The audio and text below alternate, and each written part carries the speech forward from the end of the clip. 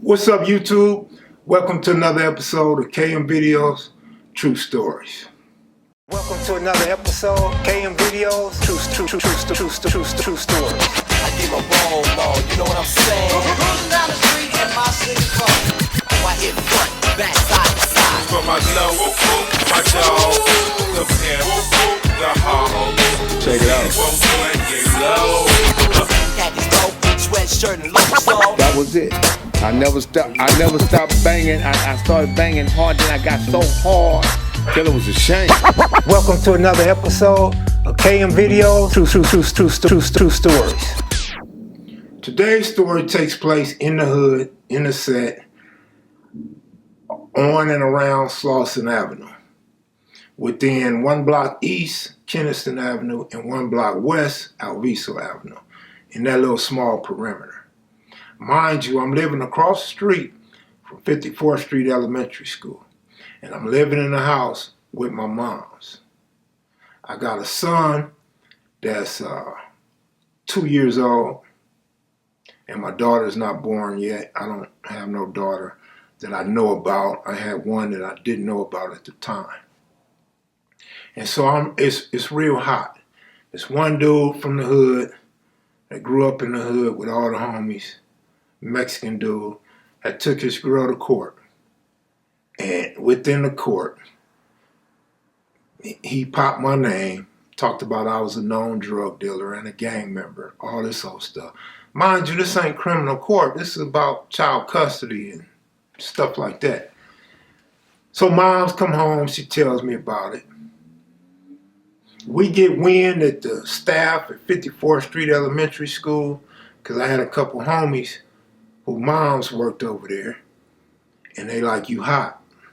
You hot, they talking about you up in there, and I'm like, damn. So I didn't want to serve out the house no more. I didn't want no smokers coming to the house. You're not supposed to shit where you lay at anyway. But I did. My whole career. In the streets. In petty drug dealer. So we got this dude named Carl. Carl lives on the block next door to the big homies. And Carl used to smoke. Carl used to buy $10 rocks all the time. If he was an ex-military dude. So sometime when he get his check, he might spend a dub. If he thought he could get something from a strawberry, he might spend 20. But he was a $10 type of guy. And Carl was pretty loyal. I'm not going to say he was loyal like he only went to one person, because he went to 2 or 3 different people. But he always got at me. No matter what he was going through or who he was going to see, he would always get at me. He liked the quality. And he liked how cool I was. So Carl catches a case. And I don't know that people know that he had caught a case. Carl caught a case. And he didn't do no jail time. I'm just saying, that's just part of the story. You draw your own conclusion. We ain't judging nobody. So Carl lived right behind T&D Liquor Store on Slauson and Keniston. And they had a phone booth right there at the liquor store on Slauson. Mind you, Carl, he lived right there. He got cordless phones and shit, but Carl calls me from the phone booth. Hey, I'm on my way up there. I'm like, no, you ain't coming over here. Don't come over here. Where you at? I'll meet you. He like, well, meet me at the liquor store. So, all right. Boom, I jump in the car. I shoot to the corner of the liquor store. I pull up. Mind you, like I said, I'm hot. The school, they already looking at me. They just had never caught me doing anything as far as the drugs go. So out of my peripheral vision, when my dumb ass gets out to serve Carl, I see the sheriff on Alviso and Slauson parked. That was weird. Sheriff don't park on Slauson like that. Then I see a sheriff coming out the motel. The Condor is right there. And I'm like, damn. I turn that way Because I'm going to walk away and just play it off. And I see a sheriff coming off hardcore and sloss. I'm like, fuck, they got me cornered in. So I go get in the car. Carl gave me the money. I gave him the dope. I go get in the car. Actually, it was a 20. He bought a 20 that day, which is strange. That's strange. That's not normal.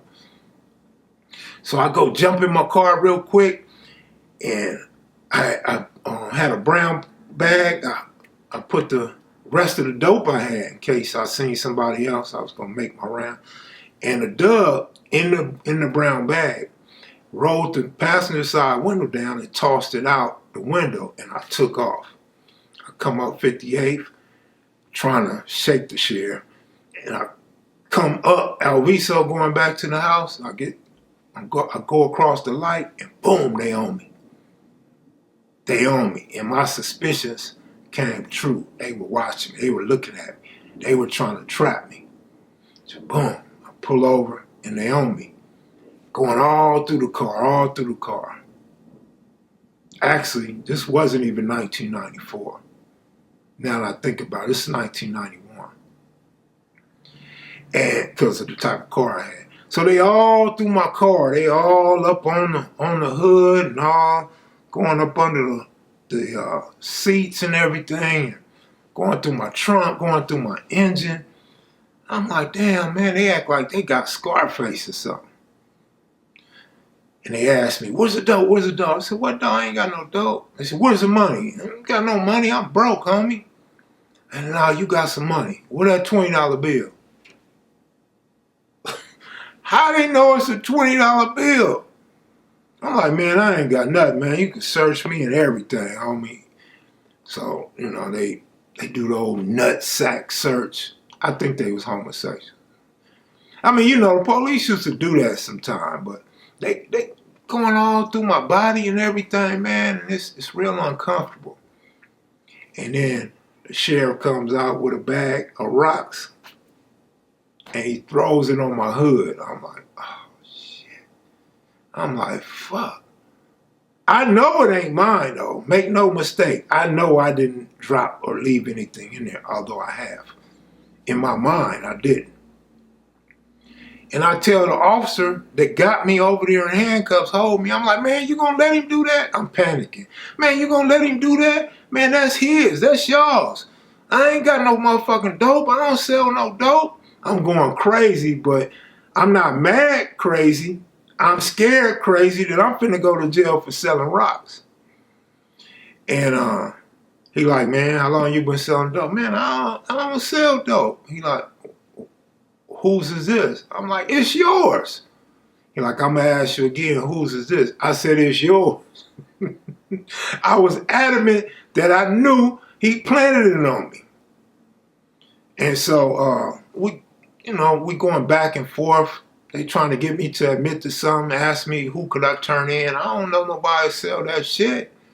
Man, I grew up, you know, moms go to work every day. I go to work. Man, I don't know what you're talking about. I gamble and I got broke, man. I ain't got no money. So they told me, you know, go on and put him in the car and call a tow truck. I'm like, fuck, man, you gonna really let him do me like this?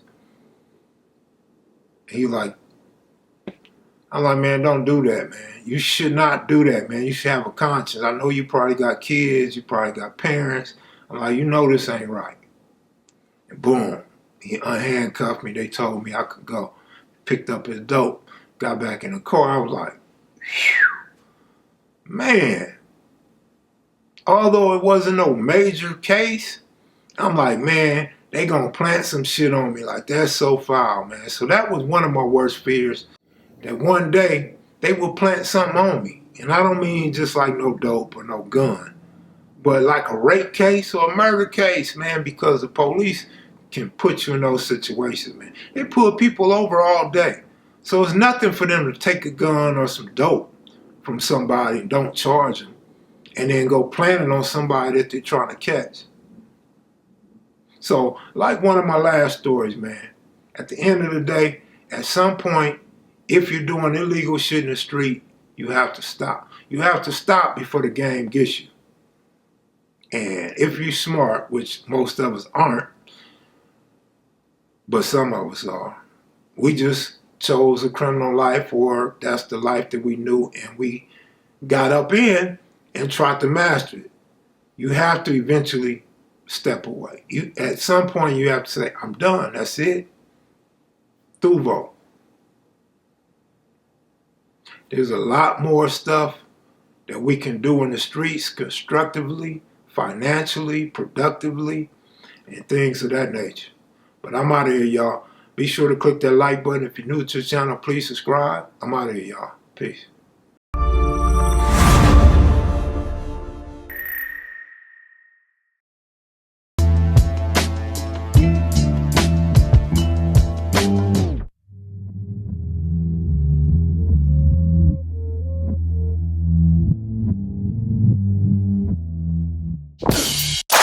This is Los Angeles.